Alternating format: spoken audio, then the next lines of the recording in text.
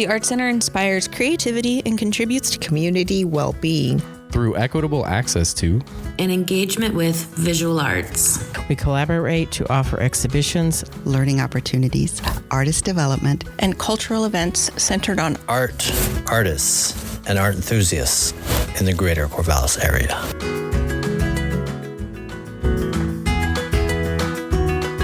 Hi, welcome to TAC Makes a Podcast. I'm Jenny Castle, and today I'm here with Jeff Leake, who is going to have a show in the Corrine Woodman Gallery this month. New Mythologies will be on view from January 30th to February 24th, and Jeff's here with me today to chat a little bit about his art practice and the upcoming show. Jeff, welcome. Oh, thank you. Yeah. It's great to have you. We both have power and the roads are clear again. So I'm glad we were able to get this in before your show opens next week. Jeff, you're I think a theme across most of your work is the idea of the connections between storytelling and culture. And that's definitely a thread through the work you're going to be showing with us. But do you want to talk a little bit about your practice in general and what draws you to that concept specifically? Yeah.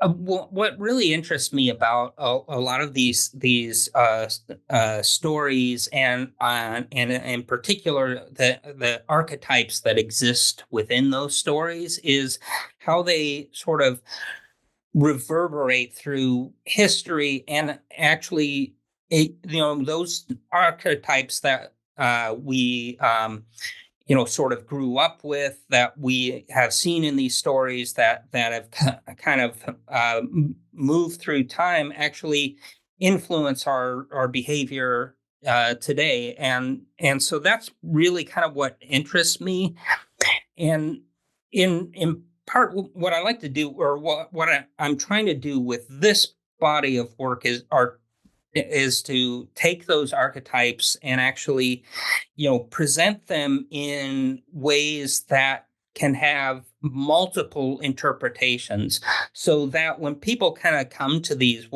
I'm always more interested in their story than my own in this, and so you start to see that people start inventing kind of connections between these things, because you get a sense of what the archetype is, but then it's recontextualized in a way that maybe isn't as easy to define why everybody's there and what they're doing and what's happening. So, I start to see these kind of wild stories come out of it from people. And I almost feel like that sort of ability to have sort of multiple but equally valid sort of interpretations of something is a really critical function of art. And it kind of allows us the capacity in a way to sort of change what those narratives are for ourselves, at least, so you can see a different outcome in something than you might have been able to otherwise.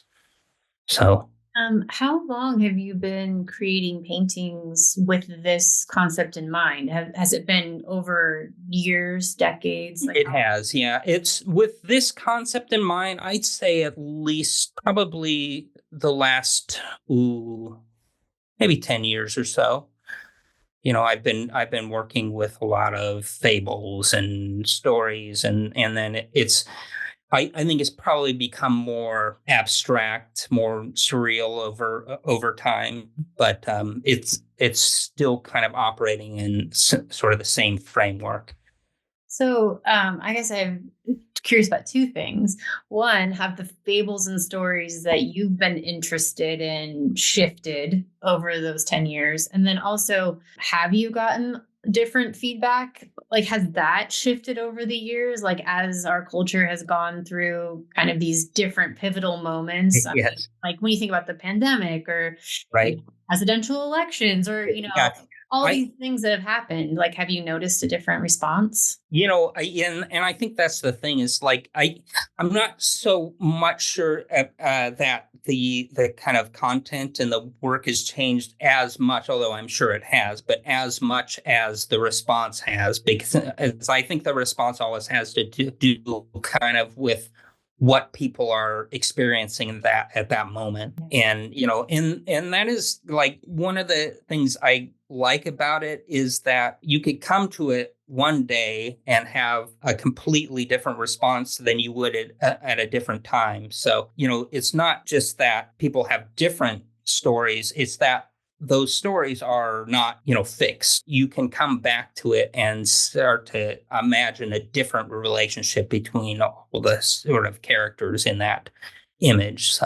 And so, New Mythologies, I think that title could be interpreted a lot of ways, right? There's like the characters or the stories we know, and then the stories we bring to those stories, right? And then there's also perhaps characters you're creating or reinventing. Are both of those things happening in the paintings and in the narratives you're creating? Yeah, I think so. And I also I think, part of what I was thinking with that concept at least is that new mythologies actually, they come more from the viewer than they do even from what I'm putting out there. So these are kind of like it's sort of a way to give people something that they can see something of themselves in or something of their own experience in. As far as the medium you choose, I mean, can you talk a little bit about maybe your art education or your interests and like how you landed in painting? And then there's definitely like art historical references in the way you're presenting the work. So you want to talk a little bit about that, the medium, and some of the references that you're making? Well, and I think what's interesting to me, I mean, painting, and I do other stuff as well, but painting in particular, for me at least, it's such a malleable medium. Just to explain a bit of my own process, when I start a piece here, I don't necessarily know where it's going to end up. Like I don't have all of this planned out. I have kind of characters in there. I have kind of some ideas, but you start putting something down and then you're really, in a way, you're kind of sifting through things that you remember, things that you're seeing, things that you're thinking about, trying to find something that has some resonance with that. In a way, I'm always using that medium as a way to kind of tell a story for myself. Like, I don't know where it's going to end up either. So a lot of times I'll look back at different sort of periods in painting and then the different sort of methods that were being used and the way people did things. I think that sense of history in it, for me at least, it kind of gives a kind of context to that this is something we may have seen before, but it's being presented to us in a kind of newer way or a different way. So I love just looking at a lot of times sort of old masters, but I'll look at everything, romantic painting or even impressionism or, all kinds of stuff that has some sort of historical sort of cachet to it, and that I can kind of draw from. Different methods and different languages of storytelling over time. Yeah. Do you want to talk a little bit about, your impulse to start collaborating with neuroscientists and how that has influenced your work and this series in particular? Yeah. So, what's really interesting is and this is, I think the way a lot of things happen is that it started out fairly unintentionally. In my teaching, I do a lot of kind of interdisciplinary teaching. In fact, I do that more often than I teach, regular straight art classes anymore. So my colleague, Dr. Bill Greiser, who I'll be speaking with on February 1st, he and I actually met on the playground of our kids' school. And we had been talking, about sort of, how our artists manipulate our perception. And that sort of got us kind of thinking about, well, maybe we could do a kind of summer class or something that revolved around that. And we actually did it at our own kids' school, and it was popular, and more and more and more people kept asking for it. And it sort of expanded into a much larger thing for us. And now we have our own nonprofit, which is Northwest Noggin, and we go all over the place. In fact, we just were in November, we were out in DC, and we gave a briefing for Congress when Obama was in the White House. So we actually got to go out there and meet with him, and so we've been like all over the place doing this.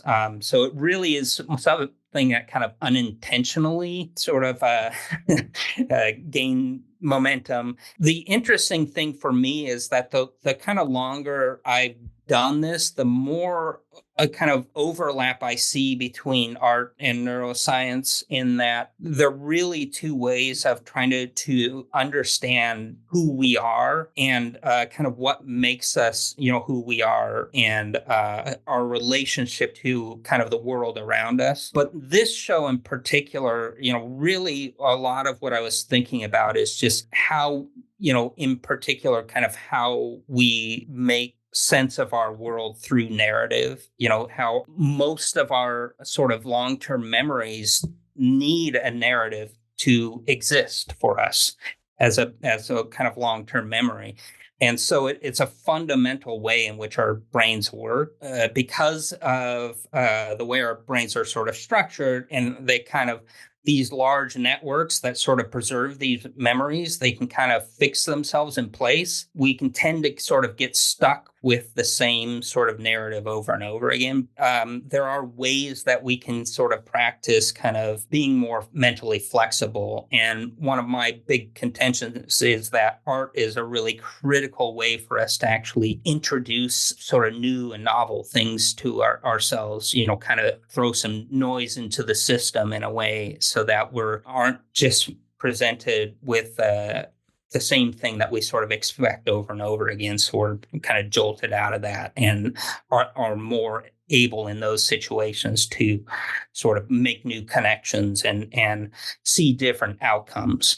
So that was kind of where I was going with a lot of this. And it's always interesting to me because it's not, I think if you just looked at it on its own, connection to neuroscience might not be that obvious, but it is something I think about a lot when I make these things. So, well, I'm really looking forward to going to the lecture, which I understand is going to be fairly interactive, which is exciting. Yes. And it's great that your work will be up in the gallery at the same time, so people can take a little field trip over to the Corrine Woodman and then come back and ask more questions. And that's great. Yeah. Yeah, maybe you can hear a little bit about what they're taking away from your paintings, which seems to be I always love the many goals. to do that. Yeah. Is there anything else you want to add about your new Mythologies series? I think there will probably be some questions about the sort of specific stories and things that I started with. One of those things that I usually do start with a specific story,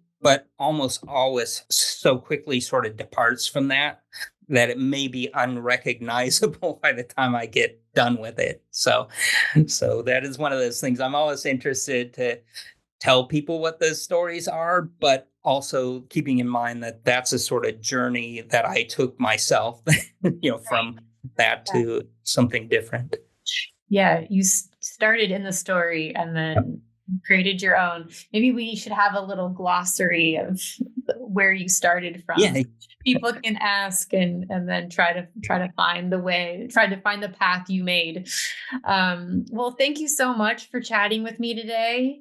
And I love learning a little bit more about your process, and I'm really excited to hear you and your colleague present your lecture on February 1st, The Neuroscience of Narrative, which will be at the Art Center as well. Jeff Leake will have New Mythologies on view in the Corrine Woodman Gallery, January 30th through February 24th. Please come by and witness the narratives he's created and bring your own narratives to the gallery with you. Thank you.